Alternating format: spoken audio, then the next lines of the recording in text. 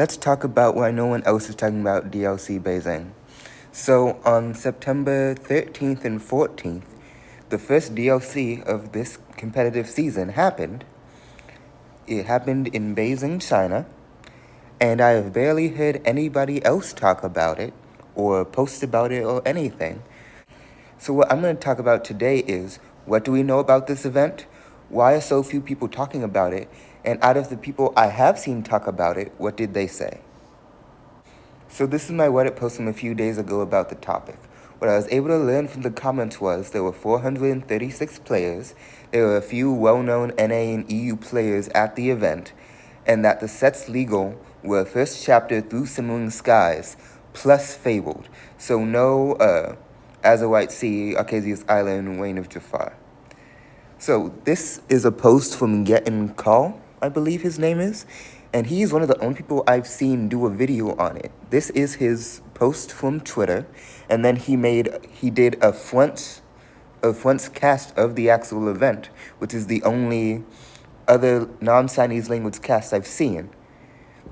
So he has pictures up here. If you want to see them, it will be in the description. So this is a link from the Reddit post I made that was given to me by a commenter.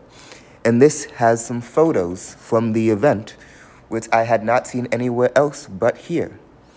So you can see the decks, you can see the players.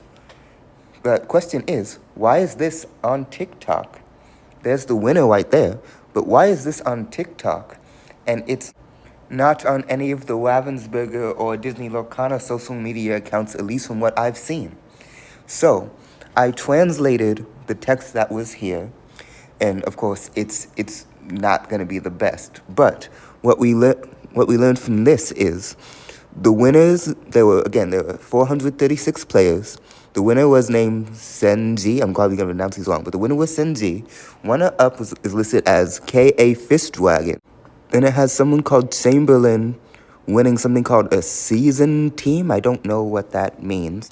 And someone called Lotso who made it to top 4. And we also have another name from someone called Zhang Bolin, who according to Inkdex was number 3. So speaking of Inkdex, we have it up here.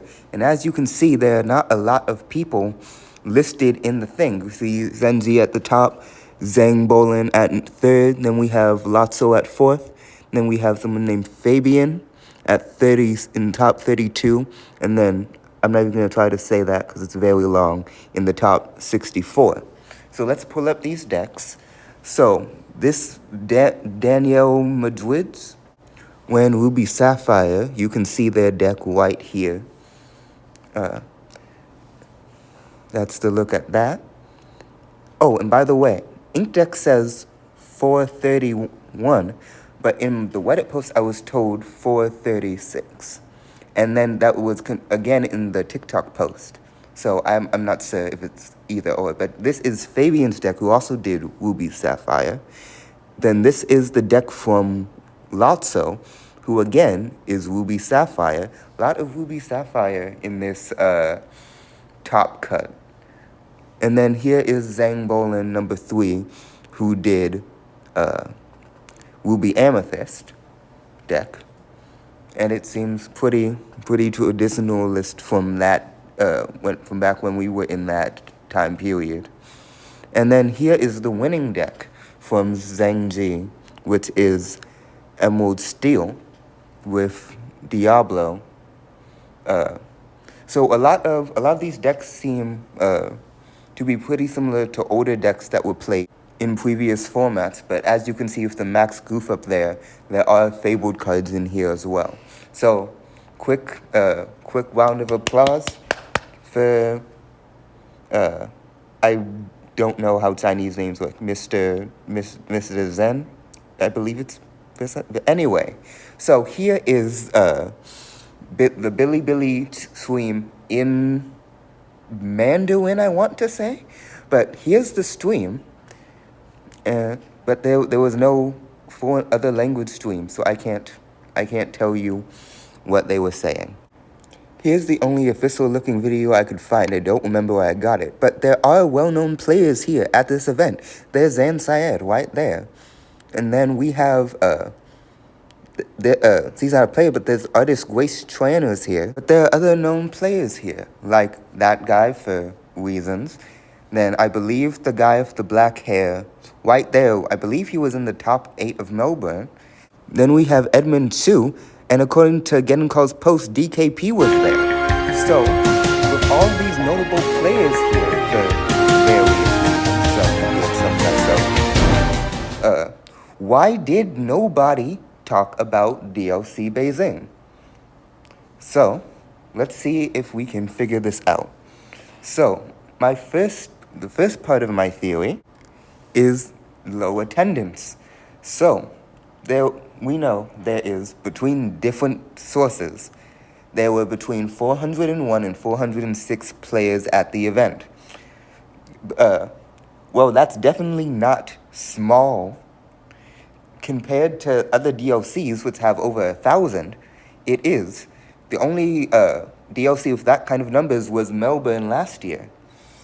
So, my second point. This is the first DLC in China. The only other DLC we've had outside of North America or Europe has been Melbourne, where they speak English, versus China, where it was not broadcast in English. So, I think that language barrier and it being in a country that we've not had a DLC before also contribute to it, even though I could see it being in a country that we haven't seen a DLC in before could also draw attention, but apparently it didn't. And then finally, what I think might be the biggest culprit is different format. So, we are currently in a format where we are playing Simmering Skies up to Fabled, Simmering Skies as a White Sea, Arcasia's Island, Wave to Fall, and Fabled. They are not doing that.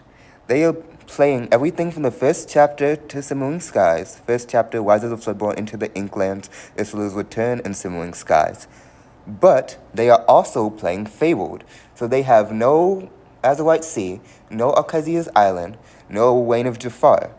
So, my thought is that people might not find it applicable to them because they're playing a different format, even though I think it's still very interesting for us to see this DLC in a different country in a different format.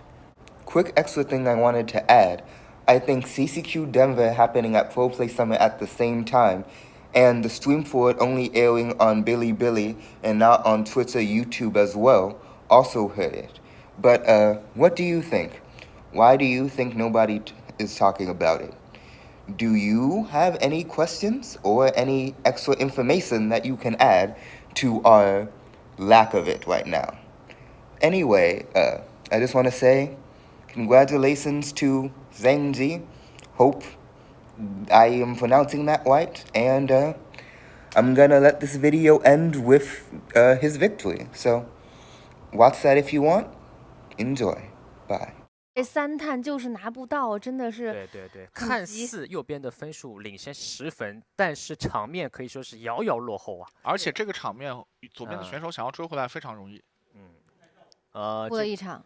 这个不发效果没有问题。是，再解，哎呀，全是，哇，要翻哎，这样真的是要翻的，这样要翻，真的是要翻，真要翻了。这也是前书右边这套卡组的一个在中后期的一个前期不能快速解决的话，中后期就很疲软，你们发现了没有？没错。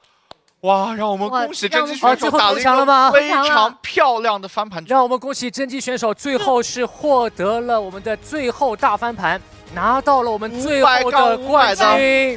金米奇500尾边，恭喜！让我们恭喜绿会选手获得了北京挑战赛的冠军。